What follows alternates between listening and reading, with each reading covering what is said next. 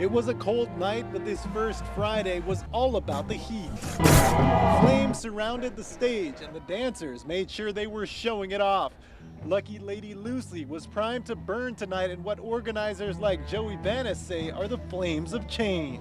The symbolism is the transition from the old to the new, and I think it's a great example of a lot of different entities and groups coming together to do something great for the community. The wind was threatening to shut down the show, but firefighters prepared heavily and gave the burn the green light. The wind was, it might have called it off, and we just don't want to get anybody hurt. We set a limit, but fortunately the wind died down and we're able to proceed. It was Zappos CEO Tony Shea who lit the flames, fitting that his company is a major part of changing downtown.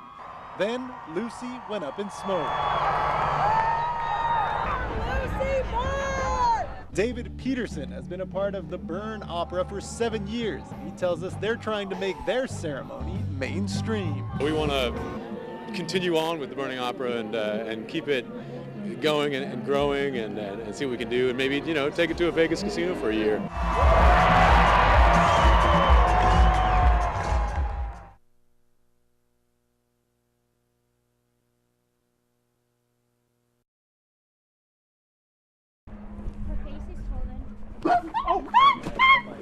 Oh my God. You are looking at exclusive video you'll see only on News 3.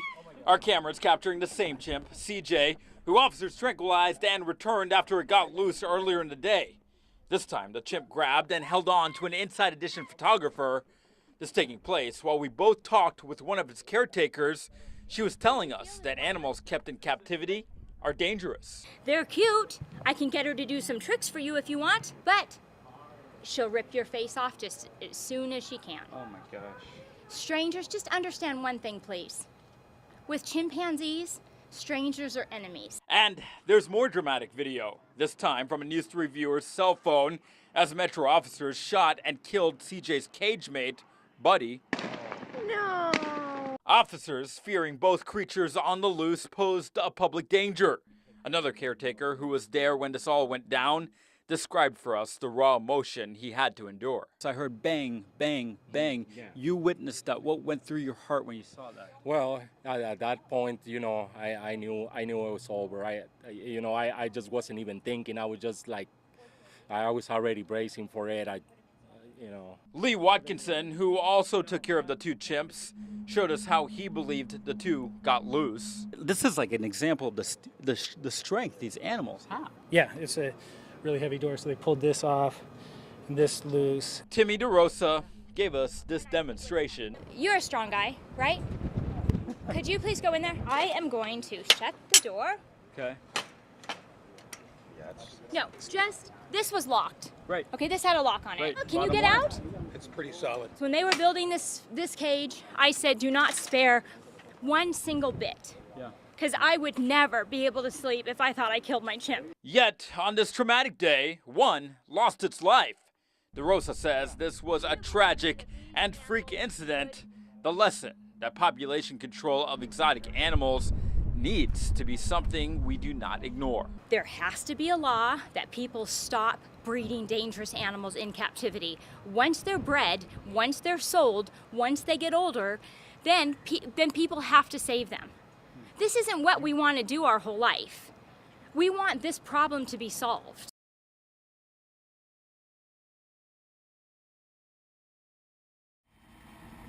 It's the view from 10,000 feet in the air. Metro search and rescue officers descending from a Huey helicopter to some of the most rugged parts of Mount Charleston. But this is not the rescue of a stranded hiker. This is training. Today's task unusual, but the lessons learned priceless.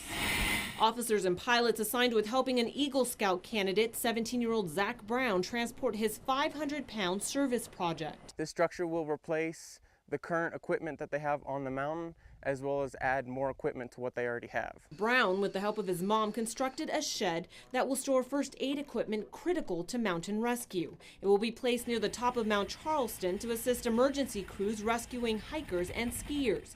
The structure was no easy task to complete. There's been a lot of sweat, a lot of tears, and a lot of aggravation. Aggravation turned to desperation when he could not find an agency willing to transport his project from the bottom of Mount Charleston to the top for a price he could afford. The contractor said that they wouldn't do it for any less than $3,000. But Metro Search and Rescue stepped up. Bill Castle with Metro. It just so happened that our air unit and our search and rescue guys often train in this type of operation, and they were scheduled to do some training. So it just came together perfectly. Well, not entirely. The search and rescue team was ready to hoist the structure Thursday, but Mother Nature had a different plan. The wind gusts too strong at the top of the mountain. They experienced winds aloft that were very high.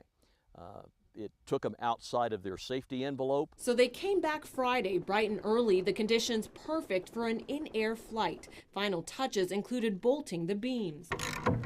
Then the Huey helicopter approached, the structure safely connected. It was time to lift it in the air, the rope stretching to capacity, but not snapping. The fate of Brown's project in the hands of the men who rescue skiers in the winter and hikers all year round. That's your baby right there. How are you feeling right now? Excited, nervous, and gut-wrenched. But worries were squashed after 30 minutes. The project he created to help others in need was safely on the ground in one piece. Great job on the call. Words cannot describe or express how thankful I am towards the Metro. Zach's final mission today, shaking the hands of the heroes who helped make his Eagle Scout dream a reality. His thank you, a final salute to the heroes who save lives each and every day. Marissa Mike, News 3. We're here at Devil's Hole, which is about 100 miles northwest of Las Vegas. This is the habitat of the pupfish. Literally, these fish are smaller than my pinky finger. During the 90s, there were more than 500 fish in this ecosystem. Now that number is about 35. The race is on to figure out what's causing these low numbers. Devil's Hole pupfish may be quick in the water, but they are also on the quick decline. Dr. Kevin Wilson works with the Death Valley National Park. 60 feet below, he monitors the inner workings of Devil's Hole, from the algae to the water levels to the fish themselves. They are somewhat stressed already. They high temperature, low oxygen. The blue iridescent inch-long fish have been living in the 91-degree waters of Devil's Hole for more than 10,000 years. But in the last half-century, they've seen their share of stresses. Groundwater pumping in the 60s dropped the water levels in Devil's Hole, making it tough for the endangered species to breed. Most recently, earthquakes shocked the scene during their critical spawning season. Earthquake-induced waves that created a movement of water in Devil's Hole that scoured this shallow shelf. It would be very, very sad to see the Devil's Hole pupfish wink out, on our watch. That's Dr. Dwayne Moser, a microbiologist with the Desert Research Institute. His job researching the microorganisms that help sustain the ecosystem of Devil's Hole. Well, the temperatures of the water on the shelf here are higher today at certain times of year than they would have been in the past. A fish that's on the knife edge anyway, maybe a change like that is just enough to push them over the edge. The pupfish are in such dire numbers, researchers say there are too few left to capture and breed them in captivity. So now their temporary lab sits over the fish habitat. Funnels above, thermometers in the water. The hope, a breakthrough sooner than later. Otherwise, Southern Nevada and the world could be without another one of nature's gems. We've got the bristlecone pines up on the mountain. We've got, the Devil's Hole pupfish, things that you don't find, really any place else in the world. If you lose that, we're all a little bit poorer for that. The pupfish is a short-lived fish. They live for about a year. During the summertime, well, that's when the adult fish usually die off. Researchers hope that the young offspring will carry the population into the future. At Devil's Hole, I'm Marissa Mike, News 3.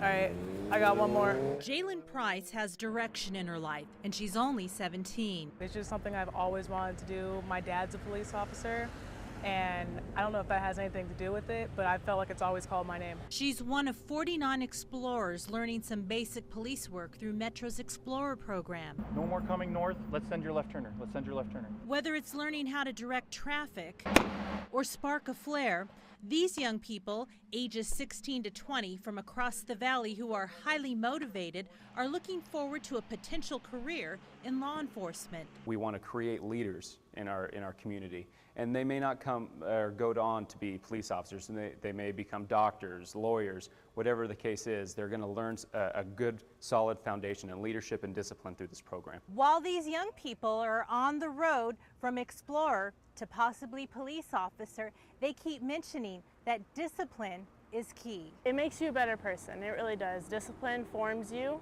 in any way, shape, or form.